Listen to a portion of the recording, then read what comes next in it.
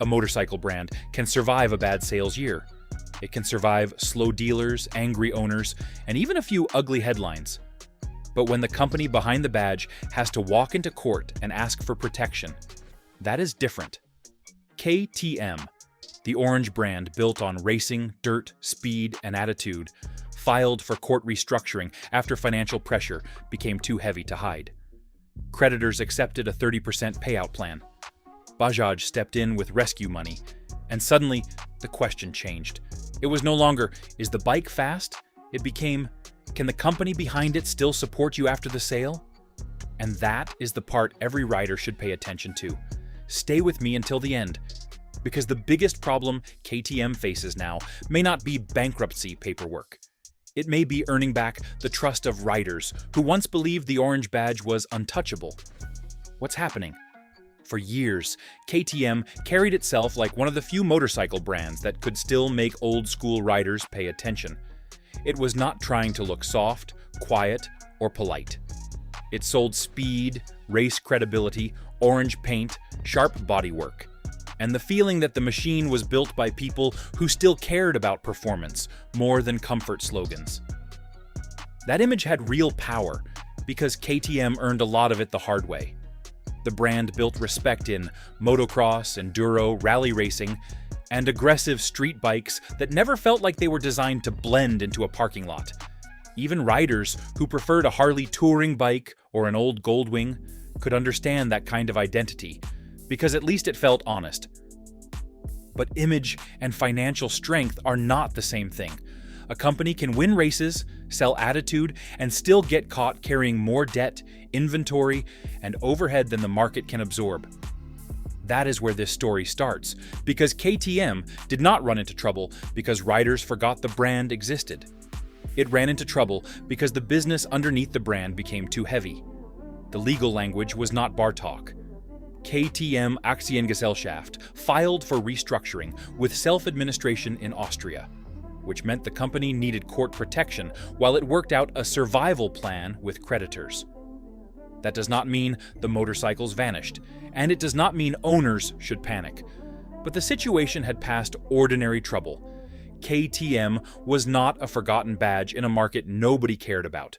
It was visible, loud, respected, and still tied to competition, in a way many modern brands only pretend to be. The strange part is that the warning did not match the image. From outside, the brand looked confident, but financial pressure had already built behind the scenes.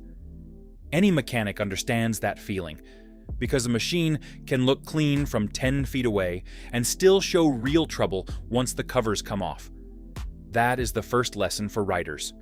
Do not judge the health of a company only by how loud its marketing sounds or how sharp its latest model looks.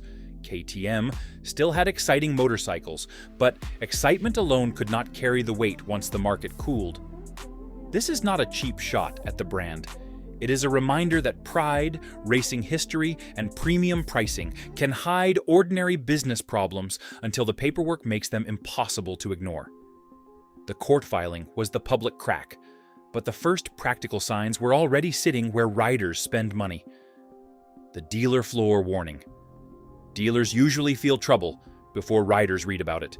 They see who is walking in, who is getting approved, who is backing out, and which machines stay parked under the same showroom lights for too long. That kind of information does not always show up in a headline, but a good dealer can feel the market changing before a corporate office admits it. For KTM, the dealer floor became one of the first visible warning signs. Too many motorcycles were sitting in a market that no longer had the same appetite. The company had built for a hotter buying environment, but by the time those bikes needed homes, many riders were looking at payments, insurance, and household bills with a much colder eye. This feels familiar to anyone who has bought bikes through several market cycles. During good years, every brand thinks demand will last. Dealers want inventory, and customers stretch a little because they believe the next bike is worth it. Then the money gets tighter, interest rates bite harder, and suddenly the same machine that looked tempting starts looking like another monthly problem. That does not mean riders stopped loving motorcycles. It means the average buyer became more careful, and experienced riders understand that better than any marketing department. A paid-off Road King, Goldwing, Shadow, or older touring bike starts looking smarter when new payments feel like a trap. Inventory pressure changes the whole mood of a showroom. A bike that sits too long becomes a cost, not just a product. Floor financing keeps ticking, model years keep aging, and the dealer eventually has to choose between protecting margin and clearing space. That is why discounts can be tricky. A lower price may be a genuine opportunity, but it can also be a sign that the original market expectation failed. Smart riders do not just ask how much money came off the sticker. They ask why the bike is still there in the first place. This matters for trade values too. If dealers are already carrying too much stock, your trade may be treated more cautiously, even if your bike is clean and well kept. The dealer may still want the sale, but he is also trying not to add another slow-moving machine to a floor that already feels crowded. The inventory problem was not just motorcycles. It was a signal that production, pricing, and customer demand were no longer lined up. KTM still had machines people admired, but admiration does not always become a signed loan contract. A brand can still be respected while its dealer network struggles to move product at the pace the factory expected. Once that happens, the stress travels from the floor to the finances, and the next part of the story becomes harder to ignore. I want to know where you stand on this. Would you buy a KTM right now if the price was right? Or would you wait until the company proves the parts, warranty, and dealer support are solid again? Leave your answer in the comments. And if you like straight talk without the sales pitch, give this video a like. Debt made it official. Debt turns a slowdown into something much more dangerous. A company with clean books can survive a cold season, adjust production, and ride out a rough patch. A company carrying heavy obligations has less room to breathe, and every unsold bike starts pressing harder against the whole structure. KTM's restructuring showed that the trouble had reached that level. Creditors accepted a plan that paid a reduced portion of what they were owed, including a 30% cash quota. That detail matters because creditors do not agree to take less money unless the alternative looks worse. For riders, that is the difference between a rumor and proof. Sales talk can be spun, press statements can be polished, and executives can choose careful words. But when creditors accept less than full repayment, the financial pain is no longer theoretical. This does not mean KTM had no future. In fact, the restructuring plan gave the company a path to continue. The point is that survival came through a negotiated repair, not because the business was secretly healthy all along. Any rider who rebuilt an old bike knows the difference. A motor can be saved after serious damage, but nobody calls it untouched just because it runs again. The repair matters, and so does the reason the repair was needed. KTM had expanded with confidence across brands, production plans, and global ambitions. In strong years, that looked like strength, because growth tends to look smart when buyers are still lining up. Once demand cooled, the same structure became weight, and debt made that weight harder to carry. That is the part older riders often understand better than younger buyers. You can own nice equipment and still be in trouble if the monthly math is wrong. A company is not different just because the showroom has better lighting. The danger of debt is that it changes how everyone around the company behaves. Suppliers become careful, lenders become stricter, dealers watch exposure, and buyers start asking whether the support system is still solid. Nobody has to declare panic for caution to spread. That caution can slow the very recovery the company needs. If dealers hesitate to stock, if suppliers tighten terms, or if customers wait for deeper discounts, the brand has to fight uphill for confidence. That is why financial distress becomes more than an accounting issue. KTM needed major outside support to meet the restructuring obligations and regain momentum. That support helped keep the company moving, but it also proved how serious the hole had become. The brand was not simply waiting for spring sales to fix everything. Once the money problem became official, the impact could not stay inside court documents. It moved toward the people who build, ship, sell, and service the motorcycles. The factory pause. And the human cost. Factory disruption is where corporate trouble becomes physical. It stops being a phrase in a financial update and starts becoming shifts, schedules, workers, suppliers, and production rhythm. Riders may not see that part from the showroom, but they feel the results if the company does not handle it carefully. KTM had to reduce and pause production during the restructuring period to control stock and protect cash. On paper, that is a business adjustment. On the ground, it means people wait, lines slow, suppliers reschedule, and the habit of building motorcycles gets interrupted. A good motorcycle is not created only by computer design or racing slogans. It takes trained hands, repeated process, quality checks, and workers who notice when something feels wrong before it becomes a warranty problem. When a company breaks that rhythm, restarting it takes discipline. That is why a production pause matters to riders. It does not automatically mean bad motorcycles will come out later, but it does mean the restart deserves attention. The company has to bring volume back without damaging consistency. Experienced owners know this from their own machines. If a bike sits apart in the garage for too long, the first ride back is not the time to ignore strange noises or loose details. You listen more closely because the machine has been out of rhythm. A factory works the same way, only on a larger scale. Workers come back under new pressure, suppliers try to meet revised schedules, and managers balance quality against the need to generate cash. If leadership handles it well, confidence can return. If it pushes too hard, problems can multiply. The human cost also matters, because motorcycle culture is built by people, not only by brands. Workers did not create the debt, but they carried part of the consequence. That is a familiar pattern in every industry, and it deserves to be said plainly. For riders, this is not only sympathy, it connects directly to the motorcycle you may own or buy. A machine is only as reliable as the system that builds it, supports it, and catches mistakes before they reach the customer. KTM's gradual restart showed that the company understood it could not simply flip a switch and pretend nothing happened.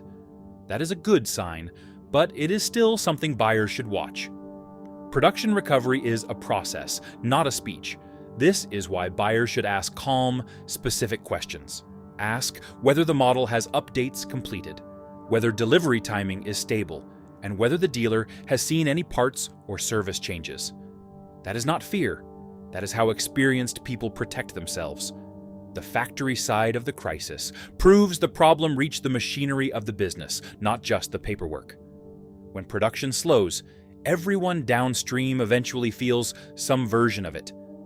And for owners, the most important downstream point is the service counter. Parts and service question. Most riders do not care about legal terms once the headline fades. They care about whether the bike starts, whether the dealer answers, and whether the part they need arrives before the riding season is half gone. That is where a corporate crisis becomes personal. KTM's restructuring did not mean parts disappeared overnight. It did mean riders had a fair reason to ask how stable the support network would be. Financial stress can make suppliers, warehouses, dealers, and warranty departments more cautious, even when the brand intends to keep supporting owners. This matters more now than it would have in the old days. A rider could keep many older machines alive with a service manual, common tools, and patience. Modern motorcycles bring more electronics, software, model-specific parts, and diagnostic systems that tie the owner closer to factory support. That is not a complaint against technology. Many modern KTM machines are serious, capable, and exciting because of advanced engineering. The trade-off is that the support system behind the bike becomes more important than ever. A rider is not only buying an engine, frame, suspension, and wheels, he is buying access to parts pipelines, trained technicians, warranty approval, software, updates, and dealer knowledge. If any of those weaken, the ownership experience can change fast. That is why current owners should stay practical. Keep service records, save receipts, document warranty conversations, and follow official updates. A man who keeps paperwork organized is not paranoid. He is protecting his investment. Buyers should be just as careful. A used KTM with a tempting price may be a great machine, but the deal is not complete until support is clear. Ask about common parts, sensor availability, bodywork, electronics, and whether the dealer can actually service the model well. A cheap motorcycle becomes expensive when it sits waiting for one part. That lesson has been learned in garages long before modern software made it worse. The price on the tag is only part of the cost. This is also where dealer quality matters. A strong dealer can carry owners through uncertain periods with honest communication and smart service. A weak dealer can turn normal maintenance into confusion, especially when the manufacturer is already under pressure. KTM can protect its owners by making parts and service a priority during recovery. If it does that, many riders will stay patient. If support becomes vague or inconsistent, the damage will last longer than the court case. Riders can forgive a company for hitting a hard season. They are less forgiving when they feel abandoned after the sale. That is the line every recovering motorcycle brand has to respect. The parts and service question brings the crisis into the garage, but the rescue deal brings it back to the boardroom. Money arrived, and with money comes influence. That is where the next question begins. The rescue changed.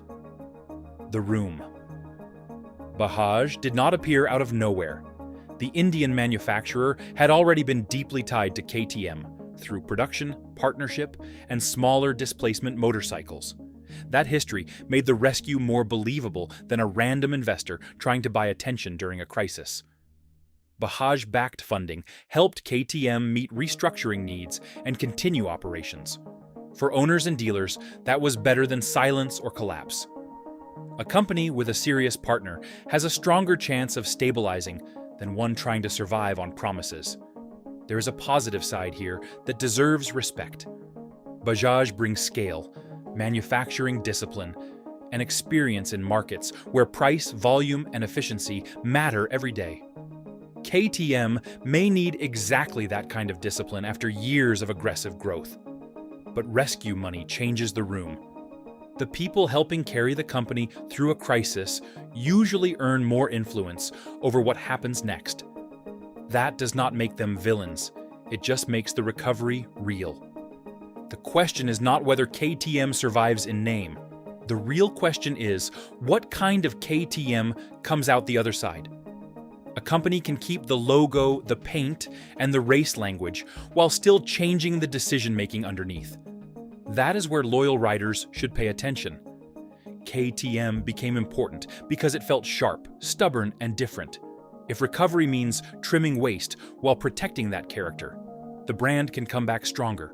If recovery means sanding the edges down until the bikes feel more generic, the company may become financially safer while emotionally smaller. That is the danger. A motorcycle brand can survive on paper and still lose the part that made riders care. This is not predicting KTM will lose its soul. It is the question the brand now has to answer through action. Models, pricing, dealer support, quality control, and racing commitment will tell the truth faster than any statement. Riders will notice the details. They notice when parts change, when build quality shifts, when model lines get confusing, and when dealers sound less confident than they used to. They also notice when a company fixes itself honestly. That is why the rescue should be viewed with both hope and caution. It gave KTM a path forward, and that matters. It also changed the balance of power, and that matters too. A painful reset can be healthy if it teaches discipline without killing identity. KTM now has to prove it can become smarter without becoming dull. That is a harder job than simply restarting production. The rescue did not happen in an empty market. Riders had already become more careful with their money. That shift may be the biggest force behind the whole story. The market stopped overpaying. The motorcycle market did not cool because riders stopped caring about motorcycles. It cooled because life became more expensive and buyers started doing the math again. That difference matters because passion is still there, but blind spending is not. A new bike competes with groceries, truck repairs, insurance, house payments, medical bills, and retirement planning. For many older riders, that means the paid-off machine in the garage becomes harder to replace. It may not be new, but it starts every time and does not ask for another monthly payment. That reality hits premium and performance brands harder. KTM sold excitement, edge, and identity, and those are powerful reasons to buy when confidence is high. When money tightens, riders still admire the machine, but admiration may stop before the finance office. This is the larger mistake KTM made. It acted like race-bred passion could protect the company from ordinary buyer math. That might work during a hot market, but it gets dangerous when the customer starts thinking like a household manager instead of a magazine reader. Experienced riders know the difference between wanting something and signing for it. Wanting is easy. Signing means the bike has to compete against every other responsibility in your life. That is why many buyers are keeping older motorcycles longer. A good Road King, Electra Glide, Gold Wing, Shadow, or old Sport Tourer can still deliver real miles without creating another payment. In a tight economy, that kind of machine earns new respect. Used bikes also become more attractive. A careful buyer can avoid the steepest depreciation, keep insurance more reasonable, and still get something enjoyable. That makes new premium inventory harder to move unless the value is obvious. This is not just a KTM problem, but KTM was vulnerable because it carried inventory, debt, and high expectations at the same time. One pressure is manageable. Several pressures together can turn a slowdown into a crisis. Motorcycle companies need to understand this shift. Riders are not endlessly elastic. You cannot keep raising prices, adding complexity, and assuming loyalty will cover every gap. The badge can still pull a man toward the showroom. It cannot force him to accept a bad deal. That is why the current market feels more honest, even if it feels painful for manufacturers. Dealers are working harder. Buyers are asking sharper questions. Brands are being judged not only by what they launch, but by what it costs to own after the excitement fades. That is healthy for riders, even when it hurts companies. It rewards brands that respect real ownership and punishes those that confuse hype with loyalty. KTM's crisis is one of the clearest examples of what happens when that confusion meets a colder market. The company can recover financially, but the market has changed the conversation. Buyers now want proof after the sale, not only promises before it. That leads to the final problem KTM cannot fully solve with funding alone. The final unpaid bill. KTM can settle claims, restart production, reduce inventory, and continue building motorcycles. Those are important steps, and they should not be dismissed. A brand with a path forward is in a better position than one with no path at all. But the hardest repair is confidence. Dealers remember pressure, suppliers remember risk, workers remember uncertainty, and owners remember whether answers came quickly or slowly. That memory becomes part of the brand whether the company likes it or not. Motorcycles are different from ordinary products because riders connect them to identity. A bike is not just transportation. It is a story sitting in the garage. It carries trips, breakdowns, upgrades, arguments, memories, and the feeling of being free for a few hours. That is why doubt matters so much. If a rider starts wondering whether the company will stand behind the machine, the badge loses some of its power. The motorcycle may still run beautifully, but ownership changes. The court can approve a plan, but it cannot order trust back into the room. That has to come through behavior.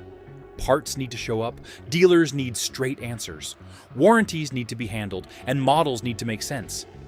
This is where KTM will be judged. Not only at races, not only in press releases, and not only in financial updates. The real judgment will happen in service departments, parts counters, resale conversations, and long-term ownership stories.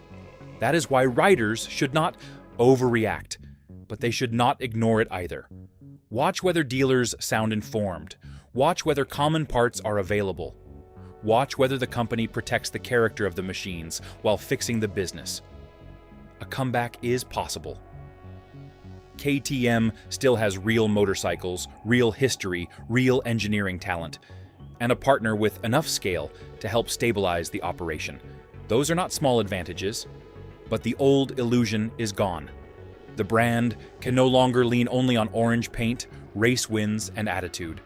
It now has to prove that the company behind the machines is disciplined enough to support the riders who believed in it. That is the final unpaid bill. Not debt, not inventory, not court language, but confidence. KTM has to pay that back one owner, one dealer, and one service experience at a time. A brand built on speed had to slow down in court. That line matters because it cuts through polished wording and gets to the truth. KTM may survive this, but survival is not the same as coming through untouched.